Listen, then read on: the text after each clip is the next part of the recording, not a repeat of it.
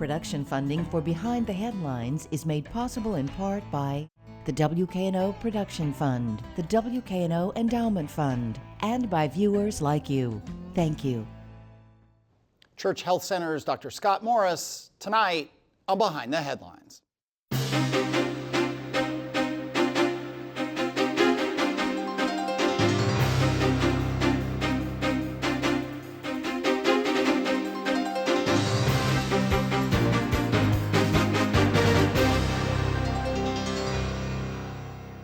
I'm Eric Barnes with the Daily Memphian. Thanks for joining us. I am joined tonight by CEO and founder of the Church Health Center, Dr. Scott Morris. Thanks for being here again. Glad to be here. Thanks for having me. Along with Bill Dries, reporter with the Daily Memphian. We'll start with the news. You made a little news lately by not retiring. I know that I joked with you yesterday. I saw you to say you're not retiring, but you're going to a new role. Church Health Center that you founded in 1987, and current CFO Jenny Robbins is taking over as CEO in July. What's your new role going to be? And then we'll talk about the history of Church Health and just all kinds of things. So my new role is really not much different than what I'm currently doing. Jenny's been our Chief Financial Officer for the last 11 years. You know, many of the things that a CEO would normally do, she's already been doing. So she's now just going to get the credit for doing it. I'm going to do what I spend most of my time doing, which is seeing patients. You know, I spend more than half my time just being a doctor, and then helping raise money. I mean, we have a budget of $27 million. That happens every year, so I'm going to keep doing that. Well, for people who, you meet somebody in an elevator, you meet somebody somewhere, and they've never heard of Church Health Center. What's your quick, your 30-second version of that, and then we'll talk obviously much more about it. So we provide health care for the people who work to make our lives comfortable. They cook our food, take care of our children, wash our dishes, cut our grass. When they dig your grave, they don't complain. Yet when they get sick, their options are very few. And we do this without relying on the federal government. We do it because these are our neighbors. You know, we all have an obligation, I believe, to help care for the people who are our friends. And so that's how we do this. And the why we do it is because people of faith are committed to do this type of work. And you're also a Methodist minister, right. Ordained, and it's a faith-based organization since the founding. Right. How does that play out? How does that, influence what you're doing with the science of medicine and so on? Look, we don't exist to impose our faith on others. If you're a Jew, our goal is to make you a better Jew. If you're Muslim, the same thing. And if you're Christian, the same thing. Yes, I'm a Methodist minister, but God's umbrella is big and wide. We believe that diversity in all its forms is a good thing. But how it plays itself out, we are body and spirit. I believe that Descartes, not to get too philosophical here, but completely messed us all up by convincing us that you can take a human being and separate us into a body and a spirit. And we put the body on one side and say it's the purview of science and medicine. We put the spirit on the other, say it's okay to mess around with your spirit, but these two things should never connect. Well, we all know that that is intrinsically wrong, and yet medicine spends all of our time just focusing on the body, and people of faith forget that we have a body. So how we play this out is we address the spiritual dimension of life, to realize that it is a great asset for each of us to be healthy. Let me bring in Bill. Dr. Morris, what do you think the impact of Church Health has been locally in a city that has a lot of poor people, in a city that has a lot of people who, when they get sick, one of their first thoughts, if not their first thought, is how much is this going to cost and how can I pay for it? Church Health seems to have changed that landscape to a degree, at least, I think. Look, I came to Memphis because I read it was the poorest major city in America. Sadly, we're still pretty high up on that list. What I think we have done is particularly engage the medical community to ask, how do we solve this problem collectively together?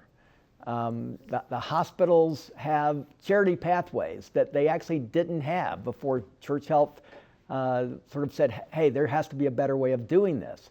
We're working very hard right now to address one of the biggest issues, which is how do poor people access subspecialty care. We have just built a brand new eye clinic, which will work in partnership with the Hamilton Eye Clinic, UT, so that poor people who are going blind will actually get access to the best care that Memphis has to offer. That didn't exist before Church Health. We also have built the largest freestanding dental clinic in America. You know, dentistry is an economic issue. You know, you can't go from a minimum wage job to a better job if your teeth are all messed up. So we fix people's smiles every day, and in doing that, people get a better job. And when they get a better job, they probably have health insurance, and they don't need us anymore. Is there a point at which, in negotiating all of these innovations here, I would imagine that there is some frustration because it's like, couldn't this just be simpler? Why work through all of these networks when the answer to this could be so much simpler, and that is basic access to health care? Well, look, we just start with, it's beyond economic understanding why the state of Tennessee has not chosen to expand Medicaid. We currently turn down every year $1.5 billion of our own tax money, that we give our tax money to other states because we refuse to accept it from the federal government. You know, I don't care what your politics are, but there is no economic sense that we don't do that. But our legislature could say today, we want the money, and Washington would write us a check for $1.5 billion. Wouldn't you take that if that was offered to you? Well, I think some of the last times we had you on the show, if I remember, was around that whole debate. It was Obamacare, Affordable Care Act. Were you, we can do the politics or not, but Mississippi just voted to accept that money. They considered it, right? It has. They haven't done it yet, but look, they're getting closer, I should say. And some other red states have done it. 39 other states have. A lot of red states now have the Affordable Care Act. Because it makes economic sense. Would Mississippi have an impact on Church Health? Because I mean, do some folks from Mississippi come up to Church Health and are impacted? They do, and same for Arkansas. I mean, that's one of our great challenges is that, Regional 1, that they should get more money from Arkansas and Mississippi, but it doesn't happen. Yeah, we talked to Reginald Cooper, the CEO of Regional 1, a couple weeks ago about that and other issues. But look, I don't, this goes down a rabbit track when we're only talking about the politics. And this is what has driven me crazy for 37 years. Set the politics aside. We live in this community. We all claim Memphis as our home. Well, if you live in Memphis, we have some obligation to care for each other.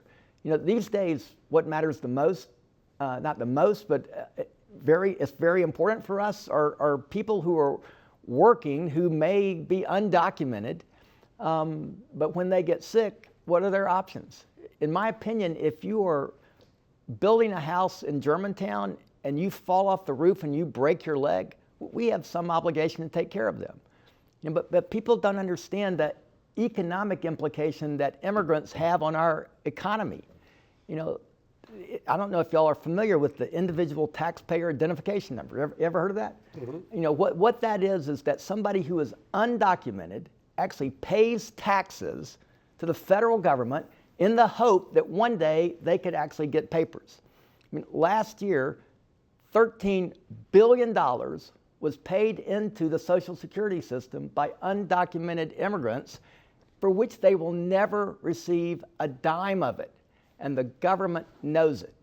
I find it unconscionable. Social Security would fall apart if undocumented people were not paying into it. 37 years, you mentioned, as a doctor and as somebody looking at and writing about and thinking about firsthand the medical system, such as it is in the U.S., have there been improvements? Look, we've struggled forever. I mean, partly because we've created an economic system that healthcare is a major part of it. 1/3 1/6 of the American economy is directly related to healthcare. 1/3 is indirectly related. You start messing with it, there are a lot of people watching. Yeah, Bill. It is part of the problem that healthcare costs too much or costs more than it should. Because that's what we hear. Well, it costs so much for healthcare. Should it cost that much? Aside from the argument of There are who many should pay drivers for for it. the cost of healthcare. Many drivers. Again, what I was just referring to about a lot of people have their hand in the till over this stuff. For me, healthcare should be a helping profession. The same way teaching is, the same way being a clergy is. I mean, people need to make a good living. I'm not saying they don't. But for many years, our healthcare system hasn't really focused on how do we care for our entire community. And that's what Church Health's about. I try to stay as much away from some of the politics as I can. Obviously, I care deeply about this immigrant issue. But I do believe that once people understand that your housekeeper needs health care, I mean, when you turn 65, you probably think you get Medicare, right? You only get Medicare if somebody has paid into Social Security on your behalf for 40 quarters. So if a housekeeper has been working for all her life, getting paid in cash, when she turns 65, she doesn't get Medicare.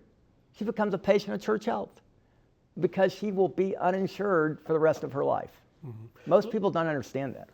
Let's also look at the other side of the equation. Church Health assists a lot of people who work in the food industry, work in restaurants as wait staff for that industry.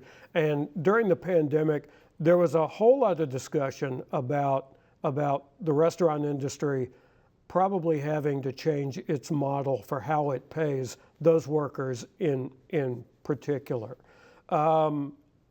What do you think about that? I mean, we talked about healthcare reform.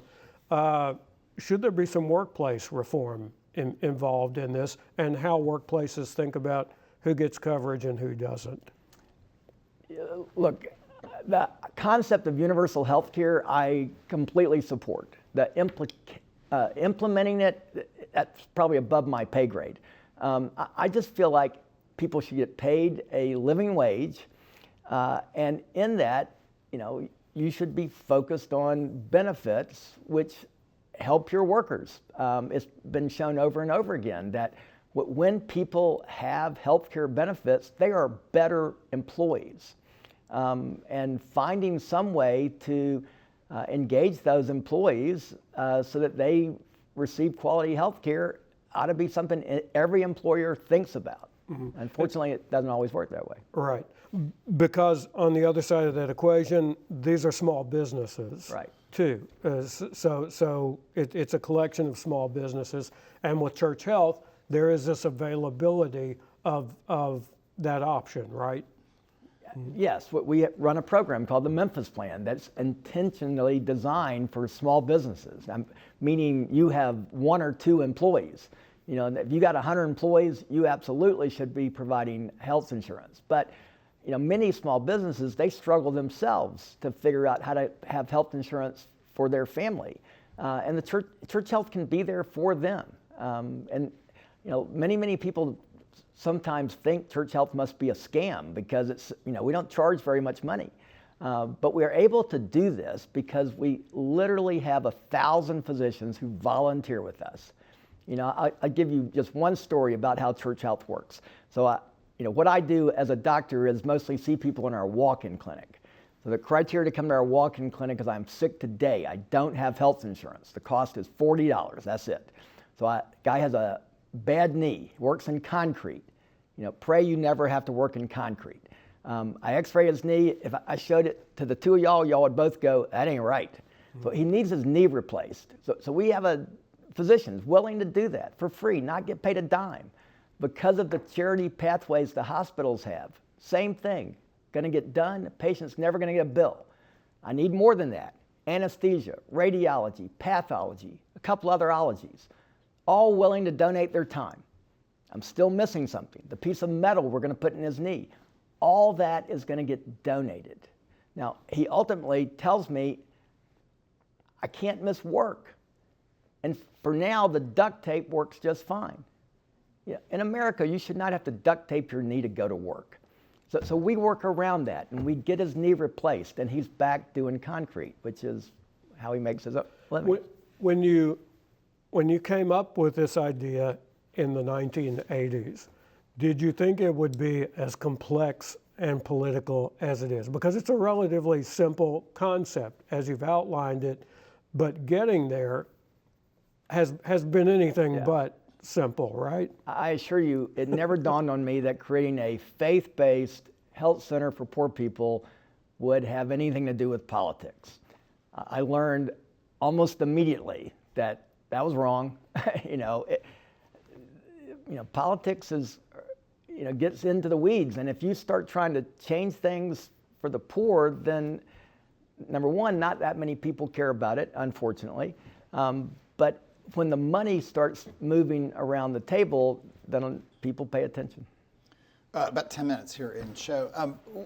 Mental health, and I was thinking about it in part when you were talking about spirit, and you may challenge me on that, but I think for some people it's analogous a bit, that it's not just the physical health, the knee, the cold, the flu, which are all obviously really important, but mental health. How much do you all involve yourself with people's mental health, and is that a kind of gateway to both physical health for some people? Yeah, so 50% of people who come to primary care doctors like me have no medical problem. People come to the doctor for reasons they used to come to the priest. It's all complicated why that happens, but I can't fix a broken heart in a 15-minute office visit. And giving people pills, for the most part, it doesn't work very well. So we have a behavioral health center. We actually have counselors embedded in what we do. But it has to go beyond just counseling. We've developed something we call the Model for Healthy Living, where we argue there are 7 things in life that are equally important that must be in balance if you're going to be healthy. One of them is medical care, but only one. Nutrition, movement, emotions, family and friends, work, and your faith life. But we believe your faith life is as important as anything the doctor might do for you to be healthy. So all 7 of those things must be in balance. And so it's not just mental health, but mental health is critical. I remember years ago, Le Bonheur, they may still be doing this, I just don't know, but it strikes me. Le Bonheur had a program for childhood asthma, and they were making real headway in terms of figuring out the drugs that would work and kids coming in and in curing or mitigating their asthma. And then those same kids would be back in X number of months. And what they finally realized was, wait, they're going home to homes that have mold and are feeding this asthma, and no amount of drugs are going to fix that. Right. To what extent do you look at that? You're dealing with the poor, who maybe are living in probably often are living in substandard housing and all kinds of environmental situations. Is that a bridge you guys? Is that a thing you try to tackle, or is it just one thing too many? Well, we have now partnered with United Way over a program called Driving the Dream. I don't know if y'all have covered that very much, but what it does is allow us to connect with United Way agencies, not Church Health, that deal with those very issues, so that when we find a family that has the issue of mold, let's not just keep giving that kid drugs. Let's go into the home. Let's figure out how we can solve that if it's solvable. So yes, we care deeply about that. Let me shift, and maybe a weird shift, but I'm curious, the huge amount of attention and the increasing use of the GLP-4 drugs, the weight loss, diabetes drugs, that whole phenomenon. I'm curious your take on that from your perspective as doctor, person of faith, CEO, founder of Church Health. I mean, clearly for some people, it's, and I don't mean to be flippant, but it's people who are just losing a few pounds, and it's a more of an aesthetic kind of life choice. It has clearly changed the lives of people who are obese, and obesity is an epidemic in this country, and Memphis is very much part of that. But it's $1,000 a month, a lot of insurance doesn't cover it, it's limited availability. I mean, when you look at that dynamic, What's your take on the GLP drug? Well, so we start with the model for healthy living that I just described. To begin with, all drugs are poisons. That's how they work. They poison your body to prevent it from doing something it is naturally trying to do. You got to be pretty doggone smart to override the body the way God created it. Now look, I'm a statin prescribing doctor, so I prescribe drugs every day. But if you begin with a drug's the solution, you're probably on the wrong path. Now, we prescribe those drugs for diabetes.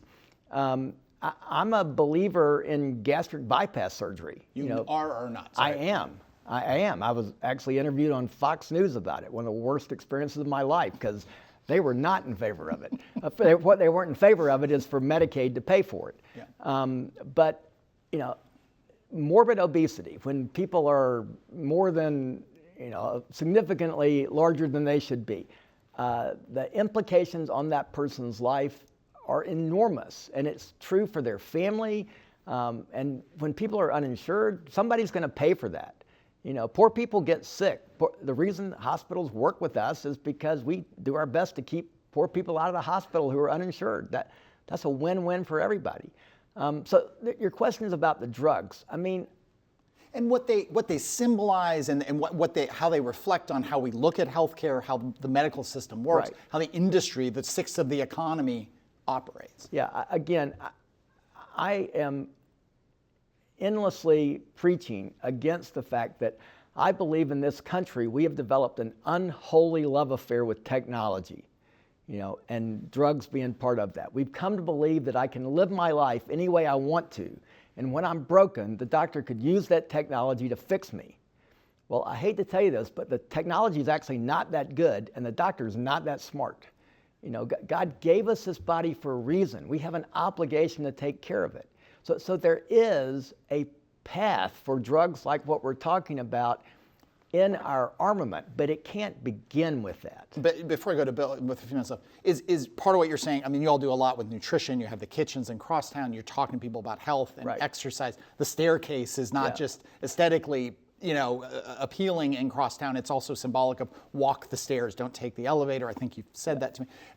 Is that part of what the subtext of what you're saying is, for a lot of people who are maybe turning to these drugs, you would prefer to see them making different life choices? If you're not making the life choices, the drugs are not going to work. Yeah. So all of the innovations we have, if I'm hearing you correctly, they're just not innovations that are going to negate the need for preventative health care, right? Is there a problem with how we view innovations, or is there a problem with the reason that we pursue innovations in medical science? Look, unfortunately for me, many of the innovations are driven by money, and as opposed to being driven by what is the way for people to live a happy, healthy life. What I believe, and at Church Health we believe, being healthy is ultimately about three things: having more joy in your life, having more love in your life, and being driven closer to things greater than we are. Now, we would call that God. You don't have to call that God. But that's what it takes to be healthy: more joy, more love, and being driven closer to God. That doesn't have anything to do with the doctor. And it doesn't have anything to do with technology. So any of this only matters if that's what it leads you to. I'll tell people all the time, in your work, if your work doesn't bring you more joy, more love, driving you closer to God, you should quit. I tell my own employees that. If you're not getting that working with us, then life is too short. Go ahead, Bill. Go ahead. Quick question. I've asked other people, and I don't think I've asked you. COVID, obviously you guys were front and center with COVID, doing testing, doing then vaccines and all kinds of things.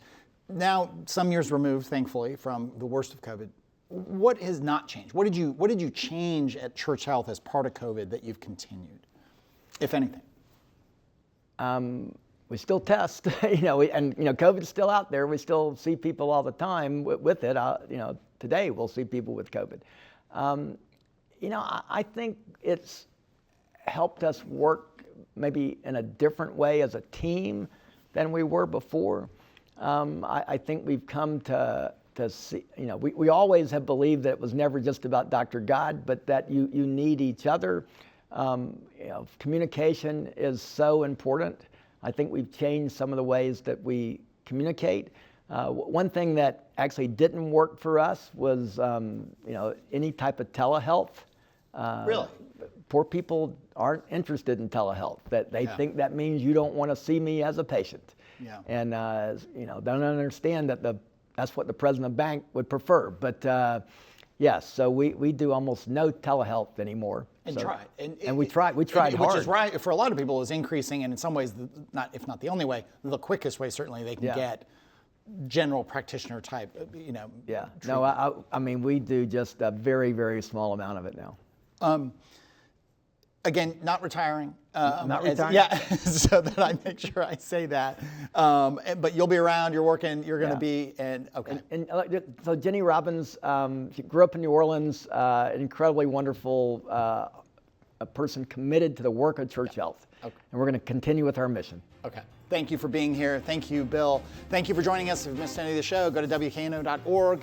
Thanks very much, and we'll see you next week.